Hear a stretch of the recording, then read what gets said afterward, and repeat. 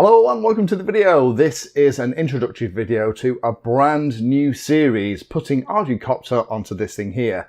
This beastie is the HolyBro X650 developmental frame. Now, I did a series a while ago where I built something similar to this. It was actually another HolyBro frame. I think that was the X500 using the 6C again.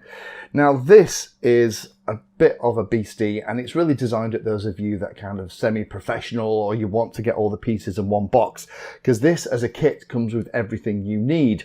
There's no soldering if you're using an S-bus receiver. The only bit of soldering I did to put this entire thing together and get it flying was to solder on a CRSF receiver for my radio. Now this is going to be a series that steps you through every single one of the individual steps. I'm going to follow the standard stuff that's in the Audupilot documentation, but also HolyBro have a fantastic manual and setup for this thing as well. In terms of the configuration of the PixHawk, I'll do that in probably the next video. Then the one after that, we'll put it in the frame. I'll show you how to do the power distribution system, give you some hints and tips on how to set it up. Once that one's done, I'll do a video on how to set up the LEDs at the end of the arms. There are addressable LEDs at the end of this, which you can use for navigation and to show the condition of the flight controller. I'll show you how to do the telemetry radios in a separate video as well.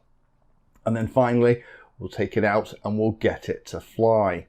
So links below to all of those things if you want to go and follow it through. The cool thing about this is that every single one of the steps that I'm going to go through is pretty standard. So even if you're not building this specific HolyBro frame with this specific HolyBro PixHawk 6C flight controller, the process is going to be the same. It's still going to be useful for you to kind of watch and learn how it goes together, because the fact that this is a kit, has everything in it that you need, you just kind of plug it together, means that it's super simple to build. I'll talk about that in a moment, but it means that if you've never done it before, it's a really simple, low risk way to get something like this at the end that you can take out and fly. So let me unbox it and go through some of the specs. So this X650 frame kit comes with the flight controller, the GPS, the telemetry radios, the motors and ESCs, the power distribution board, the propellers, the LEDs built into each arm, and the drone arms are pre-installed with the motors, ESCs and LEDs, and they can just be plugged right in the power distribution board without the need of soldering at all. It has a PixHawk 6C in the middle. You can get it with either a 6C or a 6X. The process is going to be pretty similar to set up both things. And it also comes with an M10 GPS and so the latest version of their SICK telemetry radios. Now, when you get stuff from HolyBro these days, it all comes in these plain brown boxes. Don't worry about that. That's exactly how it's supposed to be.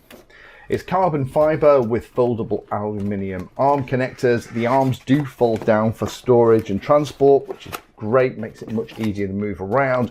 And it is a new frame design with simple assembly and there isn't any soldering. Now, the actual platform itself has a platform below that you can put your battery on, but also a platform above. I haven't installed it on my one here, but there is tons of room inside this chassis if you want to add extra pieces, which is why I guess it's aimed at people that want a development platform where you have the ability to add depth cameras and different gimbals and systems on there that you want to plug into the flight controller to test them out. The telemetry radios are the SICK Telemetry 3 radios. You can get them in either 433 or 915 megahertz versions, depending on where you live. The arms have T-Motor MN4014 330 kV motors with an XT30 plug at the end that you can just plug in. All the arms have a NeoPixel WS2812 LED, and there is setup instructions in the series. I'll show you how to set those up. And the ESCs in each of the arms are Teco32 F4 45 amp ESCs with XT30 plugs, and they are D-shot capable. You get one set of props in this. They're Gemfan 1555 carbon fiber propellers, and things like your power distribution board are all in there as well. The things that you're going to need to add to get this flying, you're going to need some kind of radio and receiver. You're going to need some kind of battery. Specs on the actual frame itself, Wheelbase is 650 millimeters. The motor mount pattern is 16 to 25 millimeters. In terms of flight times and payloads, the flight time is going to be at least 30 minutes with a 10,000 milliamp hour battery and no additional payload. The full kit weight is about 2 kilograms without a battery. So payload, you can have 4.3 kilograms without a battery, 3.5 kilograms with a 5200 milliamp hour 750 gram battery, or about 3.1 kilograms with a 10,000 milliamp hour 1200 gram battery. Takeoff weight limit for this is about 6,300 grams, and you're going to need 70% throttle to take off at that weight. I would keep it an awful lot lighter than that personally. Battery recommendations on this: you're going to need a 6S battery with an XT60 connector. Anything from 5,000 to 12,000 milliamp hours is probably going to be right up your street. In terms of the actual building of the frame, I'm not going to go into it too much detail in this particular series, only because the instructions are really simple. If you can build a Lego model, you will be able to build this. I'll only give you a couple of tips and tricks. Make sure that the screws that you're using are the ones that you're supposed to. There's a couple of different versions of things like, I think, the N3x8s. Some of them have domed heads, some of them have more kind of raised heads. Make sure that you're using the right one in the right place. Also, when you are fitting things like your power distribution board, make sure you use the nylon spacers and also use the little rubberized connector that holds the XT connector in the bottom plate. That means that there's no chafing of any of the wires. The other tip I'll give you is do use some kind of thread locker on any of the screws that are going into metal components. It's not provided in the kit, but I think it's a good idea, particularly things like motor mounts and arm connectors, where a screw's going into a metal piece. Just put a little bit on there and that will make sure it doesn't come undone with vibration. Now, it is worth mentioning that there are lots of other kits and models and flight controllers on the HolyBro website. This is going to be a series around the X650 kit, but there are lots of others to choose from. So do go check it out if this is maybe a bit big or not exactly what you're interested in. Don't forget that things like the PixHawk can be used with companion computers. I'm not going to show that as part of this introductory series, but things like the NVIDIA Jetson, Raspberry Pis and things like that. This frame is massive and has lots of room on it. So if you are looking for a frame that will have loads of space on board, if you want companion computers, sensors, logs, cameras, all kinds of other things, this is definitely going to have the room.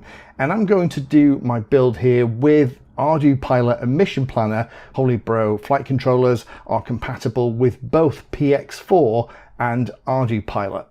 So join me in this little mini series over the next few weeks. You can view the entire series now if you use the playlist, but I'll be releasing the videos once every week or two over the summer. But this is a fantastic piece of kit. There is absolutely loads of room on here with the piece that can go on the top that you can mount technology on, the piece that can go on the bottom. You can put companion computers in here with the PixHawk 6C. There's lots of options for this. So this is a great starting point to quickly and easily build a really stable Audupilot system that then you can start messing around with. So I'll leave it there and I'll join you next time when we'll actually set up the PixHawk 6C with Audupilot. Thank you for watching my video. Check out the playlist, and adding Pedantry 60 to your search terms will help you find my content. If you haven't done so already, please hit the like and subscribe button. It helps a lot.